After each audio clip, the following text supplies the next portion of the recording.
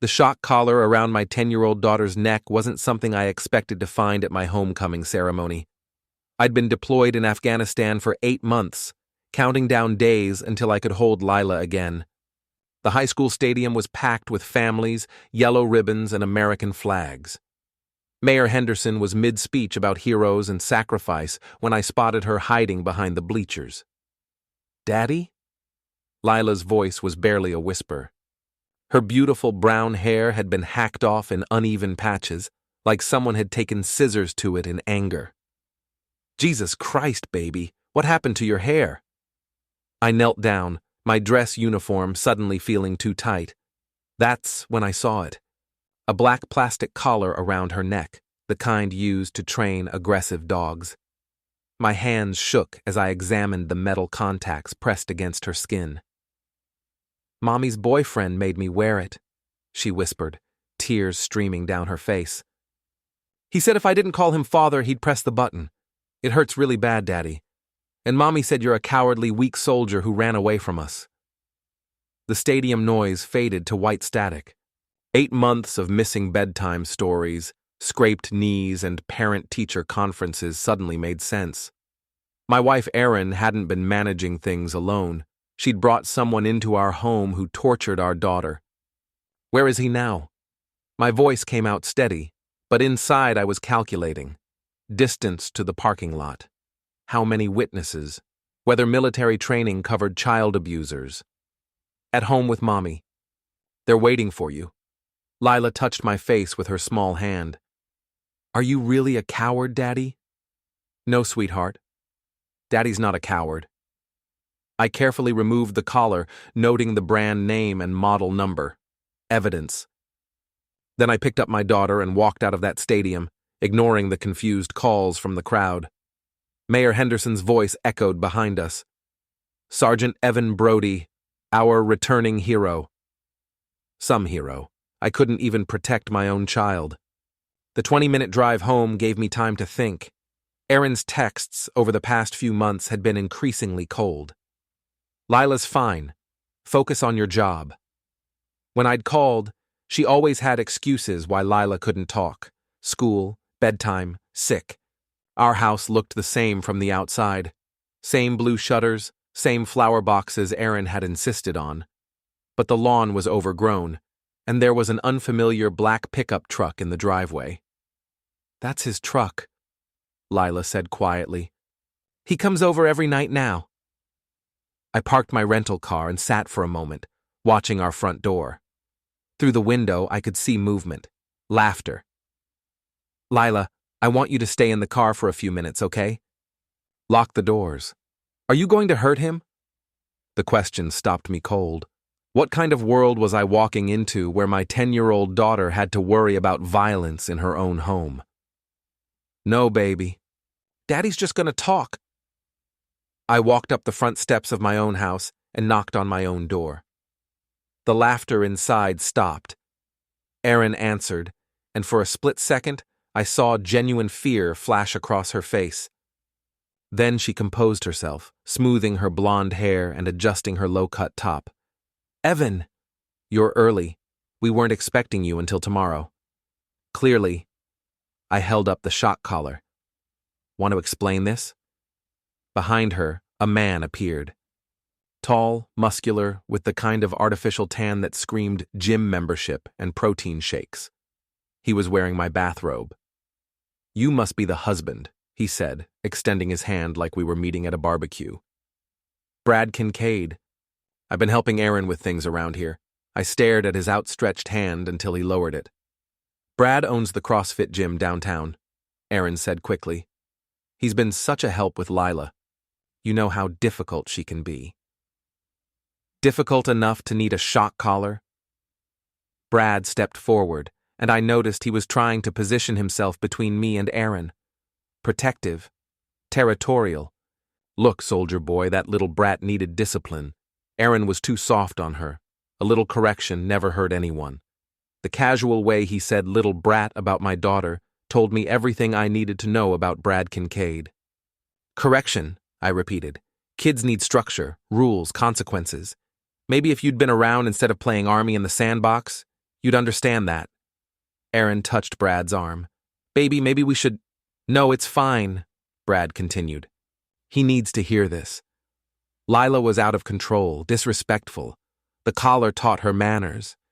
And frankly, Aaron and I have been discussing whether you're fit to be around her at all. I looked at my wife, the woman I'd married 7 years ago, the mother of my child. She was nodding along with everything Brad said. You've lost weight, she said to me, her voice taking on that concerned tone she used with PTA mothers. And you look tired, stressed. Maybe you should talk to someone about what you've been through over there. Classic Aaron. Turn every situation around to make herself the victim and me the problem. I'm fine, I said. Are you? Brad crossed his arms. Because from where I'm standing, you look pretty unstable, showing up here, making accusations. That's not normal behavior, man. Through the window, I could see Lila still sitting in my car, watching us.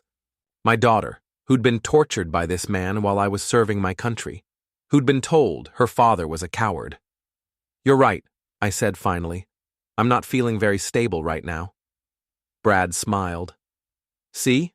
First step is admitting you have a problem. My problem, I said, is that someone hurt my daughter. And I'm going to fix that problem. The smile faded from Brad's face. Is that a threat? It's a promise. I turned and walked back to my car where Lila was waiting. In the rearview mirror, I saw Brad and Aaron watching from the doorway, his arm around her shoulders. Are we going back to the house? Lila asked. Not tonight, baby. We're going to stay at a hotel. Tomorrow, Daddy's going to start fixing things. How? I looked at my daughter in the rearview mirror, her butchered hair, the red marks on her neck where the collar had been, the fear in her eyes that shouldn't exist in any 10-year-old. I'm going to remind some people that there are consequences for their actions. The Comfort Inn on Route 9 had seen better days, but it was clean and safe. Lila fell asleep quickly, exhausted from the emotional reunion. I sat in the chair by the window, watching the parking lot and planning my next moves. First rule of engagement: know your enemy. I spent the night researching Brad Kincaid. Social media made it easy. His Instagram was full of shirtless gym selfies and motivational quotes about alpha males and taking what you want. His Facebook showed him at local bars, always surrounded by young women who looked impressed by his muscles and his wallet. What was interesting was the timeline. His first photo with Aaron was from 6 months ago. A casual group shot at some restaurant, but his arm was around her waist. Possessive. 3 months after that, he was posting photos from inside my house. My kitchen, my backyard, my life. The comments were enlightening too. Lots of support from local women, including several I recognized from Aaron's PTA circle. But there were other comments. Complaints about his business practices. Former employees talking about unpaid wages. A few women making vague references to his temper and control issues. Brad Kincaid wasn't just an asshole. He was a predator who'd found the perfect victim in my lonely wife and defenseless daughter. At 6 a.m., I called my old Army buddy Ron Willis. Big Ron had gotten out 2 years ago and was working construction in Portland about an hour away. Ev? Holy shit, man, you're back. How was the sandbox? Complicated. I need a favor, Ron. Can you take a day off? For you? Absolutely. What's going on? I told him everything. The collar, Brad, Aaron's betrayal. By the time I finished, Ron was quiet for a long moment. That piece of shit hurt Lila? Yeah. I'm on my way. We'll handle this. Ron, I can't ask you to… You're not asking. I'm telling. Nobody fucks with family. While I waited for Ron, I took Lila to breakfast at the diner across the street. She was quiet, picking at her pancakes. Daddy, are you and Mommy getting divorced? The question hit me like a punch to the gut. I don't know yet, sweetheart. Would that scare you? She considered this seriously. Will I have to live with Brad? Never. No matter what happens between me and your mom, you will never have to live with Brad. I promise you that. Good. He's mean. And he makes mommy mean too. What do you mean? She used to be nice to me. But when Brad started coming over, she got different. She said I was embarrassing her, that I needed to learn respect. Lila touched her neck where the collar had been. When you called, she told me to tell you I was fine. She said if I told you about Brad, you'd be so angry you might hurt someone and go to jail. Another manipulation. Erin had used my daughter's love for me as a weapon to keep her quiet. Lila, I need you to know something. Nothing that happened is your fault. Not the collar, not the haircut, none of it. You're the best kid in the world, and I'm sorry I wasn't here to protect you. You were protecting other people's kids in Afghanistan. Yeah, but you're my kid. You come first. Ron arrived at 10, looking like he'd driven straight through without stopping. 6'4", built like a linebacker with tattoos covering both arms and a beard that made him look like a biker.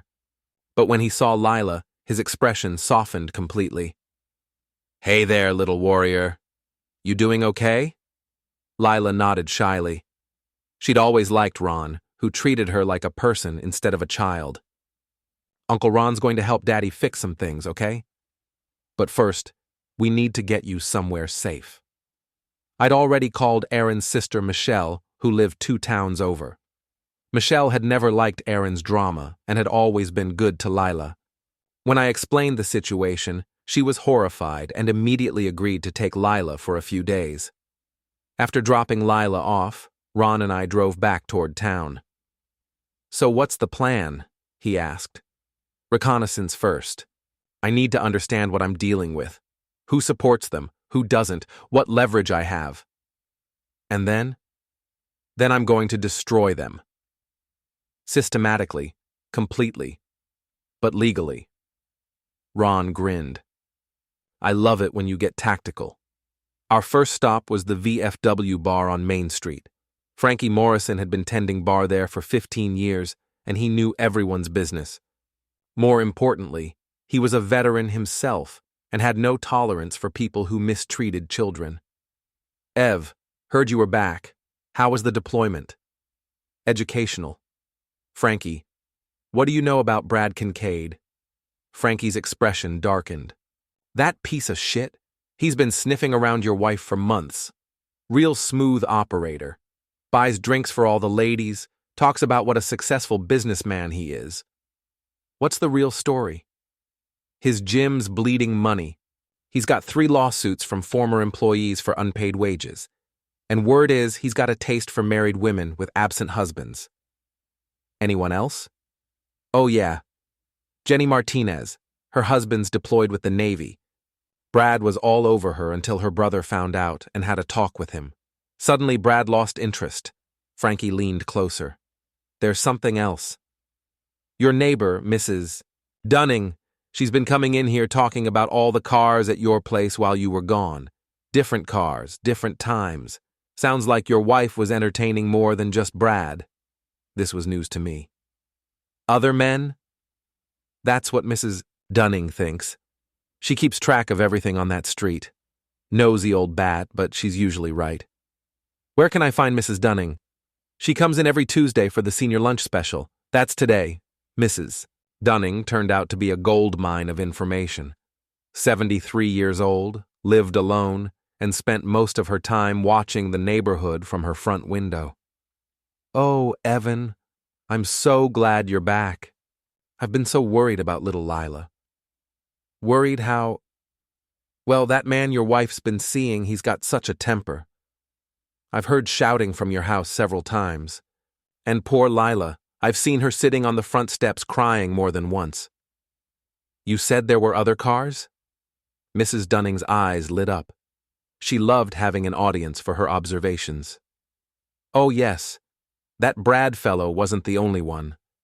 There was a red Camaro, came by twice a week for about a month, and a white Mercedes, usually on Thursday afternoons. I wrote down the license plates, of course she did. Mrs. Dunning, did you ever see anything that made you think Lila was in danger? Her expression grew serious. 2 weeks ago, I saw that Brad man dragging her into the house by her arm. She was crying and trying to get away. I almost called the police, but then your wife came out and said everything was fine. Would you be willing to tell other people what you saw? Absolutely. That poor child deserves better. By the end of the day, Ron and I had a clear picture of the situation. Brad was a small-time predator with financial problems and a history of targeting military wives. Aaron had been cheating with multiple men, using my deployment as an opportunity to live a completely different life. And most importantly, there were witnesses to the abuse. So what's next? Ron asked as we sat in his truck outside Brad's gym. Now we start applying pressure. But carefully. I want them to destroy themselves. How? I watched Brad through the gym's front window. He was showing off for a young blonde, spotting her on the bench press and standing way too close. Brad thinks he's an alpha male. Aaron thinks she's smarter than everyone else. Those are weaknesses I can exploit. And if they don't break, then I'll break them. The next morning, I paid a visit to Brad's gym. CrossFit Inferno was located in a converted warehouse on the industrial side of town, all exposed brick and motivational posters. The place reeked of sweat and desperation. Brad was in his element, barking orders at a group of middle-aged women who were paying him to insult them. He saw me walk in, and his whole demeanor changed. "We're closed to non-members," he called out. "I'm thinking about joining. Heard you're the best trainer in town." The flattery worked. Brad's chest puffed out and he walked over, leaving his class to struggle with their burpees. "You heard right. I've transformed hundreds of lives in this town. What are your goals?" "Well, I've been overseas for 8 months. Got a little soft. Need to get back in fighting shape." "Military?" "Army. Just got back from Afghanistan." I could see the wheels turning in Brad's head. This was his chance to show dominance over the weak soldier he'd been telling everyone about. "Yeah, I can tell you've lost muscle mass. Probably lost your edge too. That's what happens when you're not pushing yourself every day." "You're probably right. I mean, my wife certainly seems to think I've gotten weak." Brad smiled. "Smart woman. She knows what real strength looks like. Speaking of which, I wanted to thank you for helping out with my daughter while I was gone.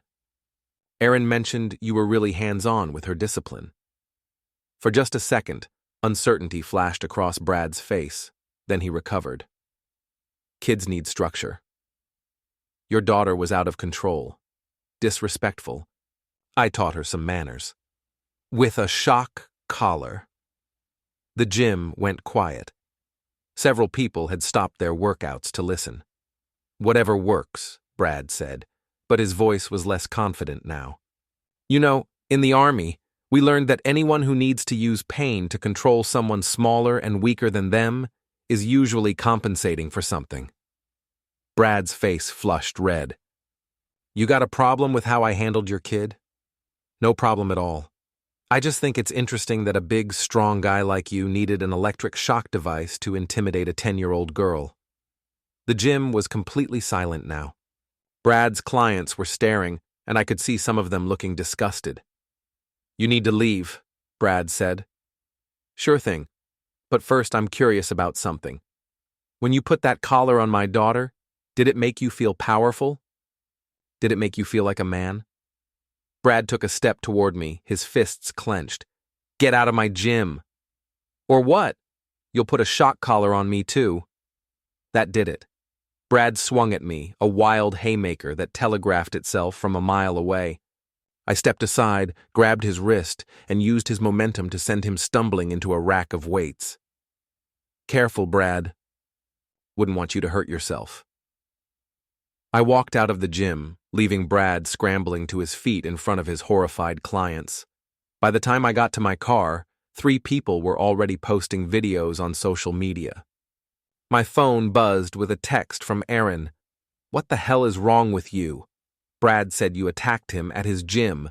I texted back, "Just introducing myself to the man who tortured our daughter. We should talk. Come to the house." Now. 20 minutes later, I was sitting in my own living room, facing my wife and her boyfriend. Brad had a bruise forming on his cheek where he'd hit the weight rack. "You can't just show up places and start fights," Aaron said. "People are going to think you're unstable. People are going to think a lot of things once they hear about the shock collar." "That was a training device," Brad interjected. "Your daughter needed discipline." "My daughter needed protection. From you." Aaron sighed dramatically. "Evan, I know this is hard for you to accept, but things changed while you were gone. I changed. I realized I needed more than what our marriage was giving me." "You needed more? So you brought an abuser into our home?" "Brad isn't an abuser. He's strong, decisive. He doesn't run away when things get difficult." "Like I ran away? You chose the army over your family. You chose deployment over being a husband and father. I had to make my own choices." This was classic Erin. Rewrite history to make herself the victim. "I chose to serve my country. You chose to cheat on me and endanger our daughter." "I chose to move on with my life," she snapped. "And frankly, I'm happier now than I've been in years. Brad makes me feel valued, desired. When's the last time you made me feel that way? When's the last time you made me feel like I had a wife instead of a roommate?" Brad stood up. "Okay, this is getting nowhere. Here's the deal, soldier boy. Aaron's with me now. Your kid needs a real father figure, and that's me. You can either accept that and we can all get along, or you can keep causing problems and find out what happens." "What happens?" "You'll lose everything. Your wife, your daughter, your reputation in this town. I've got connections. People respect me. Who's going to believe some PTSD case over a successful businessman?" I looked at both of them. Erin, sitting there like she was the wronged party. Brad, threatening me in my own house. "You know what's funny?" I said. "You both think you're in control here. You think you've got all the power." "We do," Erin said. "Really?" "Because from where I'm sitting, you're both about to lose everything." Brad laughed. "What are you going to do? Beat me up? That'll just prove you're unstable." "I'm not going to touch you, Brad." "I don't need to." "Then what?" I stood up and headed for the door. "You'll find out." That evening, I met with Ron at the VFW. The bar was crowded, and I could feel people staring at me. Word was already spreading about the confrontation at the gym. "So what's the next move?" Ron asked. "Information warfare. I need everyone in this town to know exactly who Brad Kincaid really is." "How?" I pulled out my phone and showed him the video Mrs. Dunning had sent me. She'd been recording from her window the day she saw Brad dragging Lila into the house. "Holy shit, Ev. This is gold." "It's evidence, but it's also ammunition." Frankie leaned over the bar. "You boys planning something?" "Just evening the playing field," I said. "Well, if you need any help, you know where to find me." "That bastard came in here last week trying to recruit clients, acting like he owned the place." "What did you tell him?" "I told him we don't serve child abusers." By closing time, half the bar had seen Mrs. Dunning's video. By morning, it would be all over social media. But that was just the beginning. The video went viral in our small town within 24 hours. Mrs. Dunning's shaky footage of Brad dragging Lila into the house was shared hundreds of times on Facebook, accompanied by increasingly angry comments from people who knew us. My phone buzzed constantly with messages of support from neighbors, fellow veterans, and even some of Erin's former PTA friends who were horrified by what they'd seen. But the real breakthrough came from an unexpected source. Jenny Martinez, the Navy wife Frankie had mentioned, called me directly. "Mr. Brody, this is Jenny Martinez. I heard about what happened to your daughter, and I need to tell you something about Brad Kincaid. We met at a coffee shop outside of town, where Jenny told me a story that made my blood boil. He came after me when my husband deployed 6 months ago. Real smooth at first, offering to help around the house, being supportive. But when I wouldn't sleep with him, he got nasty. How nasty. He started spreading rumors about me, told people I was cheating with multiple men. He even sent anonymous messages to my husband's command, trying to cause problems for him overseas. Did you report it? Who would I report it to? He's got friends everywhere. The police chief works out at his gym. Half the town council are his clients. But you said your brother handled it? Jenny smiled grimly. My brother Miguel owns a construction company. He visited Brad with 6 of his biggest workers and explained that if Brad didn't leave me alone, they'd have to have a more physical conversation. And that worked? Brad's a coward when he's facing someone who can fight back. He only picks on women and children. This gave me an idea. That afternoon, I drove to the construction site where Miguel Martinez was working. I found him operating a bulldozer, a bear of a man with arms like tree trunks. You're Jenny's friend, he said when I introduced myself. Heard about your little girl. That son of a bitch needs to pay. I agree, but I need to do this the right way. What do you have in mind? I explained my plan. Miguel listened, nodding occasionally, a slow smile spreading across his face. I like it. When do we start? Tonight. The plan was simple but effective. Miguel's crew would handle the physical intimidation while I worked on destroying Brad's reputation and business. First, we hit his gym. Not vandalism, that would be illegal and give him sympathy. Instead, Miguel's guys showed up as potential clients, asking loud questions about Brad's training methods and whether he used shock collars on adults too. Within an hour, 3 actual clients had canceled their memberships. Meanwhile, I was working social media. I'd created a Facebook page called Protect Our Children and was sharing every piece of information I'd gathered about Brad. The unpaid wages, the harassment complaints, the video of him dragging Lila. But the real masterstroke came from Mrs. Dunning.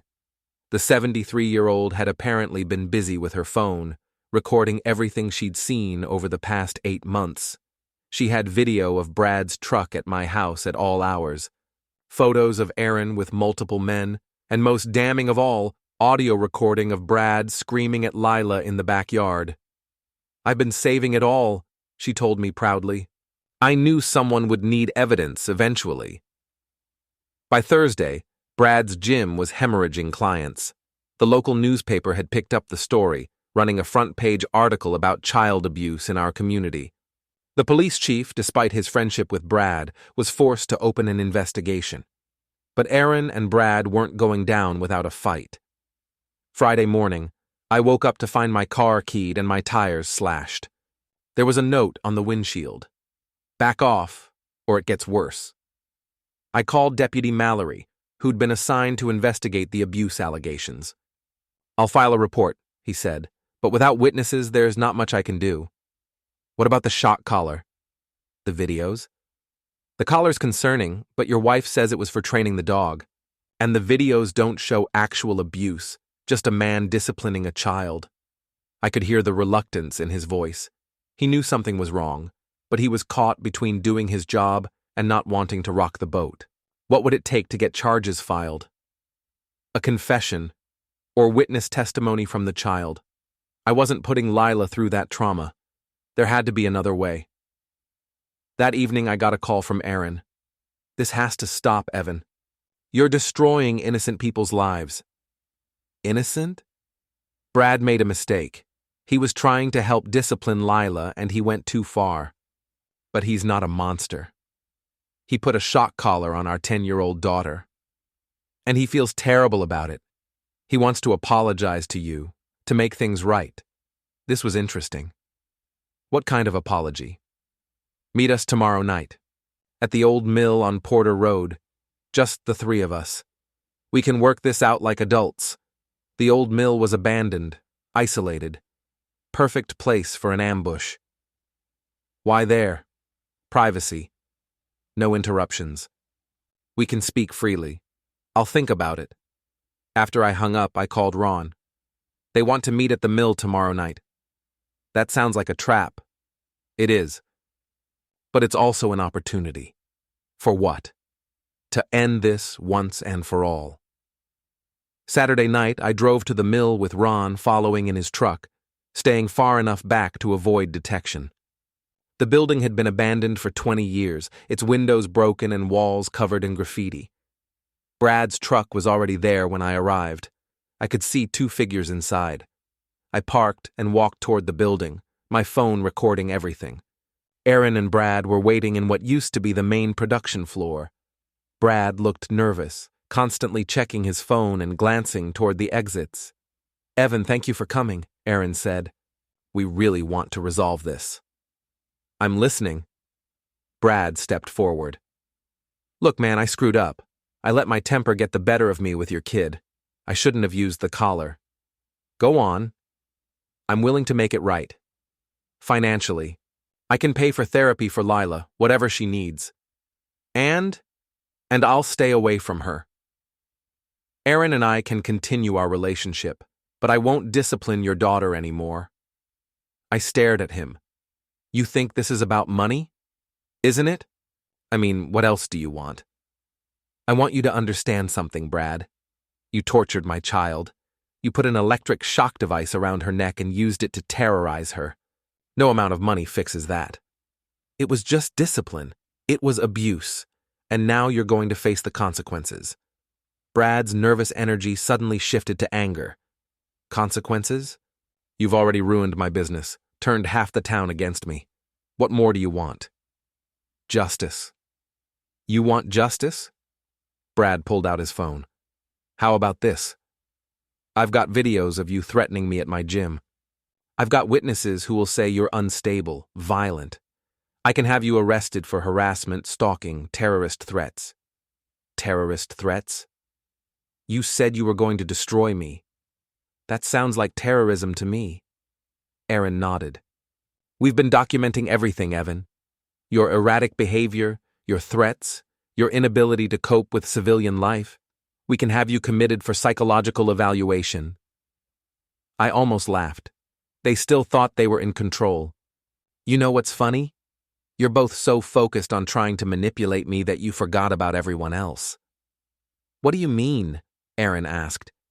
"I mean, you forgot about Mrs. Dunning's recordings, about Jenny Martinez's testimony, about the dozen witnesses at Brad's gym who saw him admit to using the shock collar." Brad's face went pale. "Those people don't matter. They do to the district attorney. She's filing charges Monday morning." "What charges?" Aaron demanded. "Child abuse, assault, criminal intimidation." I looked directly at Brad. "You're going to prison." Brad lunged at me, but this time I was ready. I sidestepped his clumsy attack and grabbed his arm, using his momentum to send him crashing into a support beam. "You're crazy!" Aaron screamed. "Both of you are crazy." "No," I said calmly. "I'm just a father who protected his daughter." Sirens wailed in the distance. Ron had called the police as soon as he saw Brad attack me. "You set us up!" Brad gasped, clutching his ribs. "I gave you a chance to do the right thing." "You chose to threaten me instead." Deputy Mallory arrived with two other officers, followed by Ron, who had been recording everything from outside. "What's the situation here?" Mallory asked. "Mr. Kincaid just assaulted me," I said, showing him my phone with the video, "and made several threats." Mallory watched the recording, his expression growing more serious by the second. "Mr. Kincaid, you're under arrest for assault." As they cuffed Brad, he looked at me with pure hatred. "This isn't over." "Yes," I said quietly, "it is." The trial lasted 3 days. The evidence was overwhelming. Mrs. Dunning's videos, Jenny Martinez's testimony about Brad's pattern of harassment, testimony from his former employees about his violent temper, and most damning of all, the shock collar itself, which still had Lila's DNA on the contact points. Brad's lawyer tried to argue that he was just helping discipline a difficult child, but the jury wasn't buying it. The image of a grown man putting a dog training collar on a 10-year-old girl was too horrific to excuse. He was sentenced to 2 years in prison for child abuse and assault. Aaron wasn't charged criminally, but the divorce proceedings were swift and brutal. Her adultery, combined with her failure to protect Lila from abuse, meant she lost custody entirely. She was granted supervised visitation once a month, which she rarely used. The real satisfaction came from watching their social circle collapse. Erin's PTA friends abandoned her once the full scope of her betrayal became public. The other military wives in town, who had looked up to her as a role model for managing deployment separations, were disgusted by her affair and her treatment of Lila. She was forced to sell the house to pay legal fees and moved into a small apartment across town. Her job at the bank became untenable when customers started requesting different tellers, and she eventually quit. Brad's gym went bankrupt within 6 months. The negative publicity, combined with the lawsuits from former employees, destroyed his business completely. His house was foreclosed on, and his truck was repossessed. But the most satisfying moment came 6 months after the trial. I was at the grocery store with Lila, who had been thriving in therapy and was slowly returning to her old, confident self. Her hair had grown back, and the fear was gone from her eyes. We ran into Erin in the cereal aisle. She looked terrible, thin, exhausted, with the hollow-eyed look of someone who had lost everything. She tried to approach Lila, but my daughter instinctively moved behind me. "Hi, baby," Erin said softly. "How are you doing?" Lila looked up at me, and I nodded encouragingly. Whatever she wanted to say was fine with me. "I'm good, Mom. Daddy and I are happy. I miss you. I miss our family." "We're still a family," Lila said simply. "Just a different one." Erin's eyes filled with tears. "Lila, I want you to know that Mommy made some mistakes. I should have protected you better." "It's okay, Mom. Daddy says everyone makes mistakes. The important thing is learning from them." Erin looked at me over Lila's head.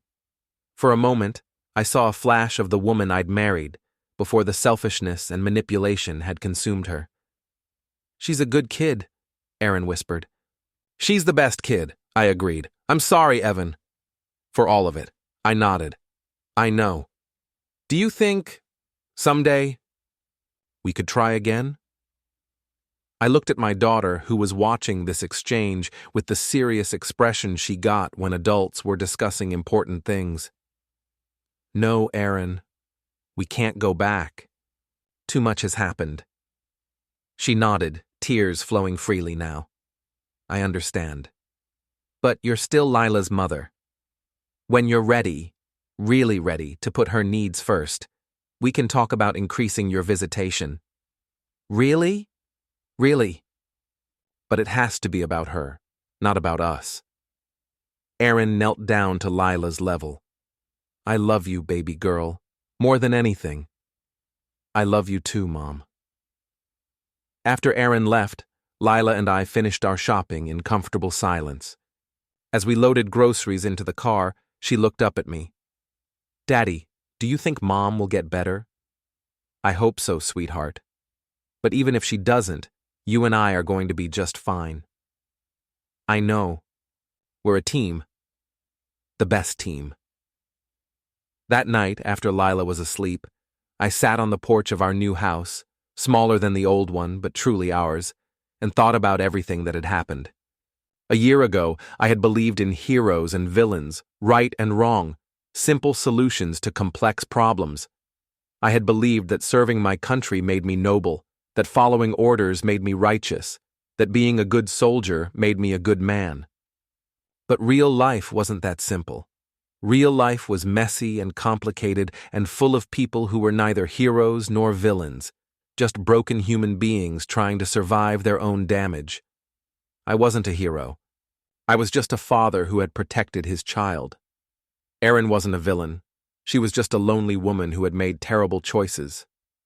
Brad was the closest thing to a villain in this story, but even he was probably just acting out his own childhood trauma, perpetuating a cycle of abuse that someone had started on him years ago. There were no heroes in this story, just consequences.